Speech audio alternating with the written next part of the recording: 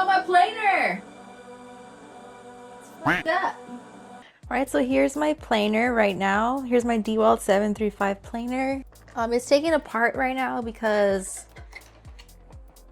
you know, the sprocket broke, parts were jammed. So I'm gonna put this back together. So in today's video, I'm gonna be going over 7 things that I've learned as a woodworker. I've been woodworking for about 5 years now, but I've been going really hard over the last two years. I quit my job in January of this year to solely focus on woodworking and being a YouTuber. And I'm really excited that as of today, I'm officially 1 hour away from becoming a YouTuber. If you know, you know, you have to reach a certain criteria. I'm literally an hour away. So I'm pretty much a YouTuber. That felt really weird to say. I'm sorry if that was annoying. Okay. But what I want to say is that over the years of doing woodworking, I've learned some things that I want to share with you that hopefully can help you now or in the future. And I'm going to be explaining all of that while I'm putting back together my Dewalt planer.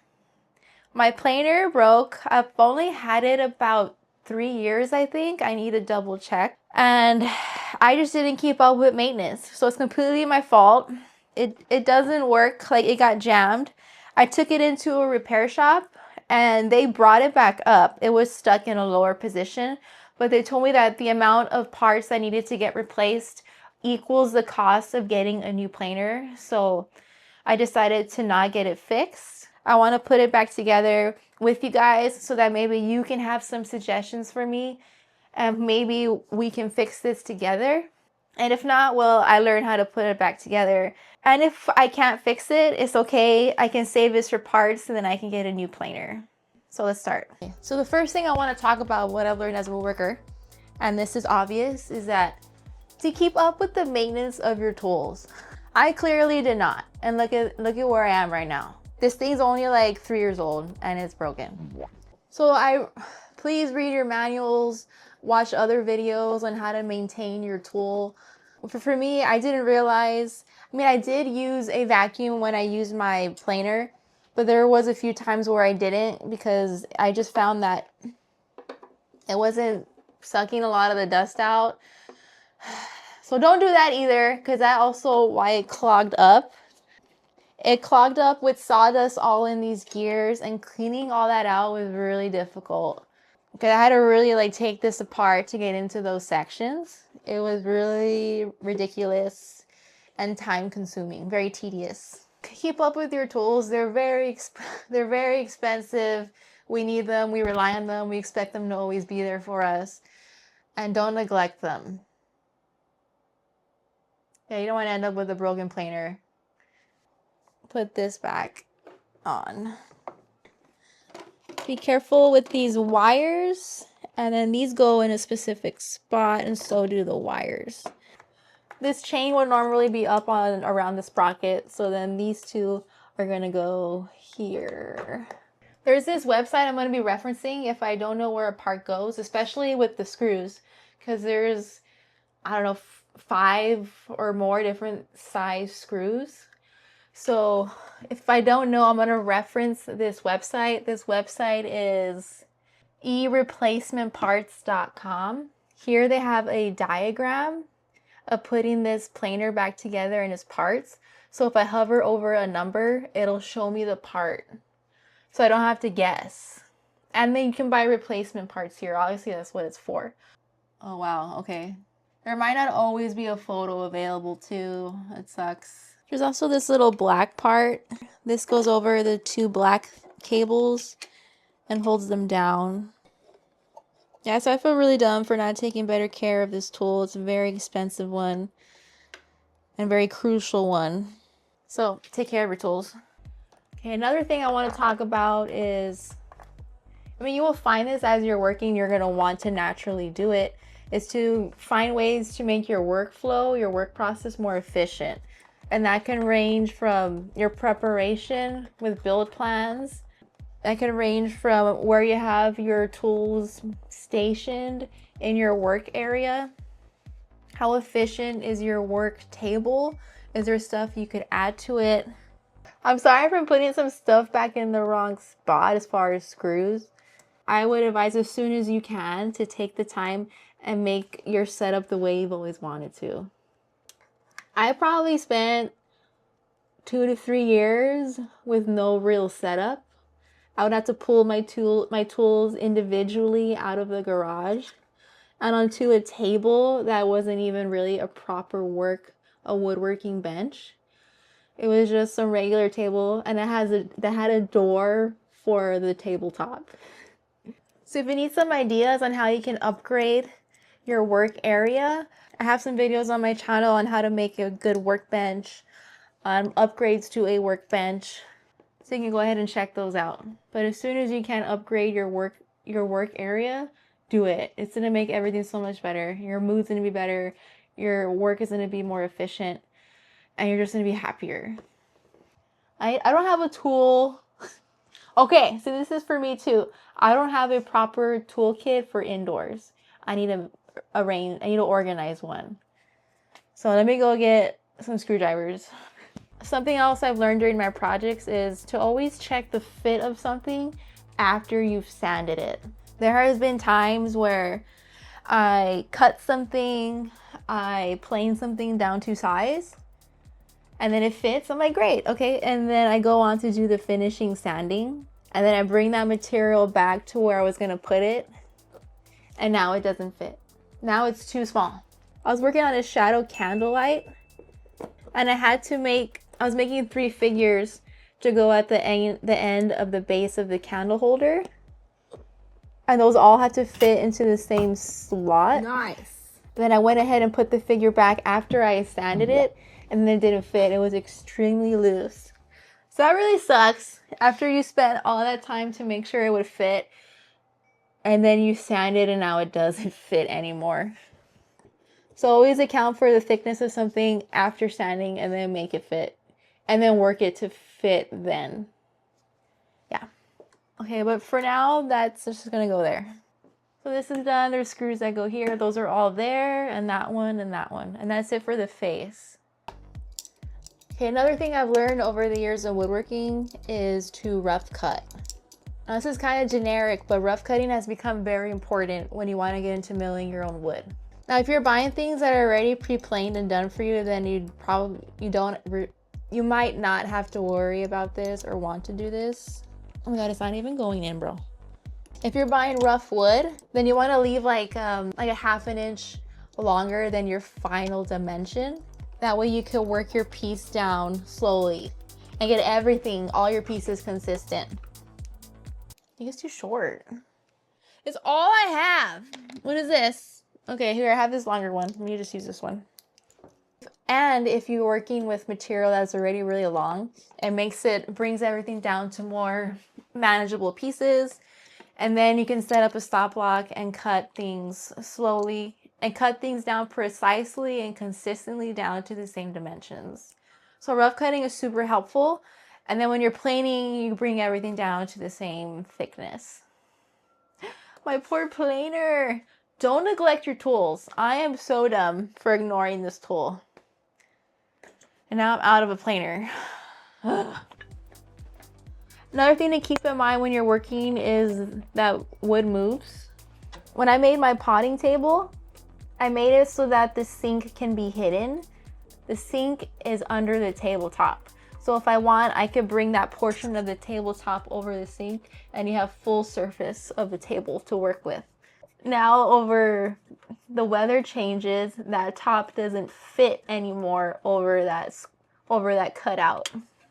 I mean, in that situation, it's an easy fix because it's a part that's supposed to come on and off, so I can just cut it. But if it's something like in a piece of wood in a tabletop, you're going to have to consider like the movement of wood and you're going to have to leave room for it. So just make sure that you leave room for the movement of the wood. This goes here. I need 2 smaller Phillips. Another thing, it's not as hard as you think it's going to be. There have been a lot of different situations where I procrastinate on doing a project because I'm intimidated by it. I think it's going to be really difficult and I'm honestly scared. I don't want to mess up. I don't want to look like an idiot. It's gonna take too long, I'm gonna fail. Like, just don't think like that. It's not as hard as you think it's gonna be. So if there's this project that you've always wanted to work on, or in addition to your table you've been wanting to do, just anything, and you've been intimidated to do it, trust me, just start and do it, and it's not gonna be that bad. Believe me, there are situations where you didn't expect something to be so hard. That happens a lot too. It's just better to not have any expectations, period. You'll be a lot happier that way. I think almost everything that I have done has turned out to be easier than I thought it would be. Even one situation was making build plans with a 3D program. I was intimidated to do that for years. I thought it was going to be so hard to learn. This is something else. Oh, it's stuck. This is something else I have to learn now, and that made me a little lazy. But once I just spent just after an hour of using it, I already felt so much more comfortable, and I was already making something on the program. I had my router. I do this a lot now that I reflect on it. I had my router for like a year and I never used it. I bought it because it's an essential tool, but then I never used it because I was scared it would run away from me or I would get hurt. So all you have to do for that is just prep, look at videos on how to stay safe, read the instruction manual, and just start slow. Start with some scrap material and just go from there.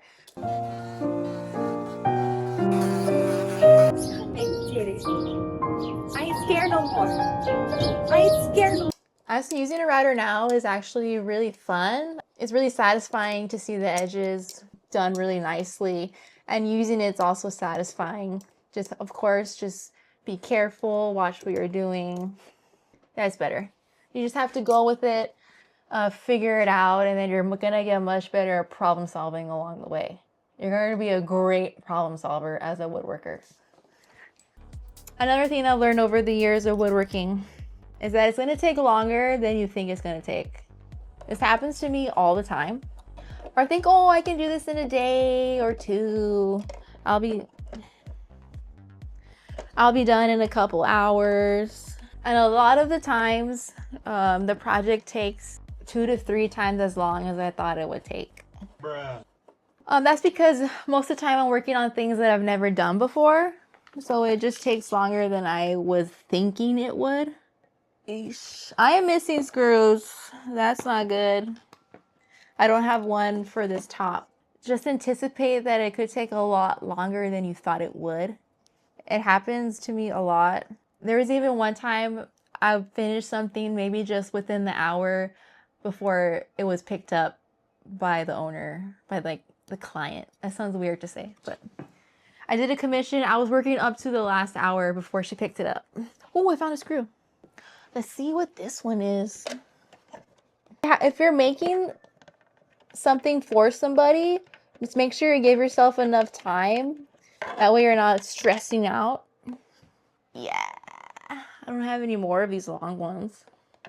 Give yourself a couple extra days. But if you've been making something and you're comfortable with it already, then you know exactly your timeline. Oh my God, get back in your hole, bro.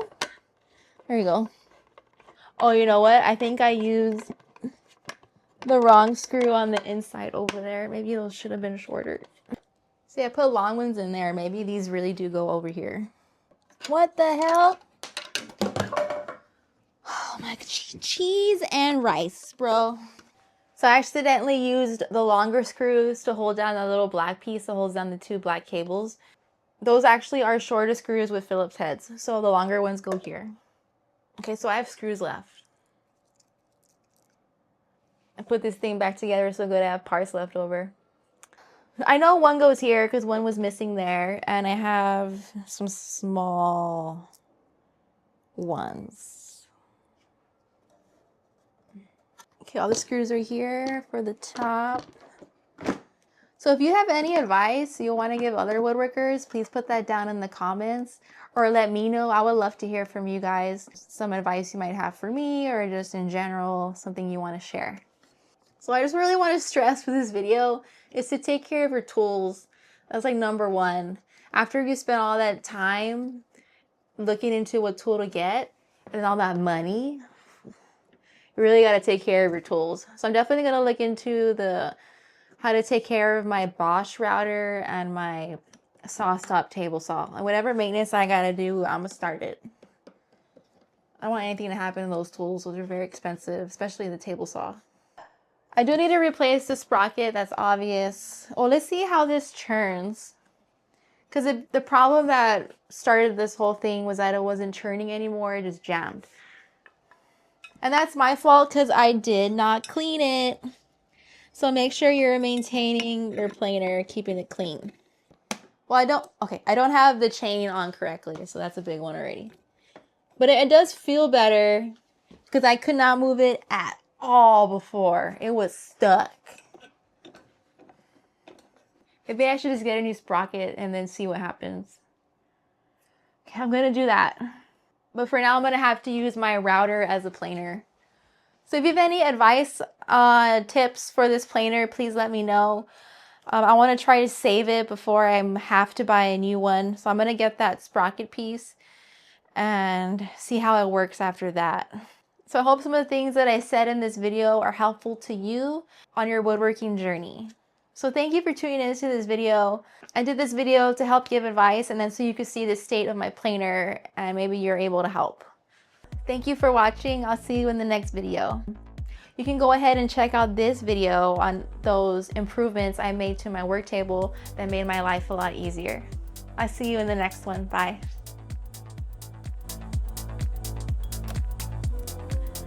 I can't believe I broke it.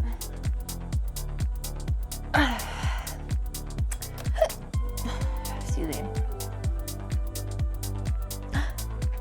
Put it back together so good. I got parts left over.